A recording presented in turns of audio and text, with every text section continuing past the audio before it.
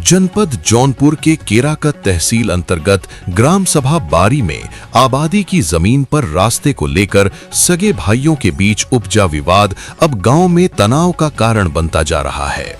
मामला मौर्य परिवार के दो भाइयों शिवशंकर मौर्य और रामाशंकर मौर्य के बीच का है, जहां ग्राम सभा की आबादी भूमि पर बने पारंपरिक रास्ते को लेकर विवाद गहराता जा रहा है। ग्रामीणों के अनुसार मौर्य परिवार के घरों के सामने आबादी की जमीन स्थित है, जिस पर वर्षों पहले एक पुराना कुआं था। बाद में सभी भाइयों की आपसी सहमति से उसी कुएं के ऊपर दुर्गा माता का मंदिर स्थापित किया गया। ये मंदिर शिवशंकर मौर्य के घर के ठीक सामने स्थित है, जबकि मंदिर के पश्चिम दिशा में उनके भाई रामाशंकर मौर्य का मकान है। स्थानीय लोगों का कहना है कि रामाशंकर मौर्य के घर के सामने से ही शिवशंकर मौर्य और रामाशंकर मौर्य दोनों परिवारों का आवागमन वर्षों से होता रहा है। दुर्गा माता मंदिर के पश्चिम लगभग 10 फीट का रास्ता छोड़ते हुए आबादी की जमीन पर ही रामाशंकर मौर्य द्वारा बाथरूम का निर्माण कराया गया था, जिसे लेकर पहले कभी कोई बड़ा विवाद सामने नहीं आया।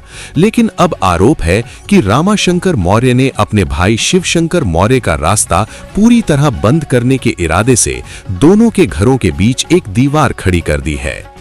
इस दीवार के निर्माण से शिवशंकर मौर्य और उनके परिवार का आवागमन बाधित हो गया है, जिससे विवाद लगातार बढ़ता जा रहा है।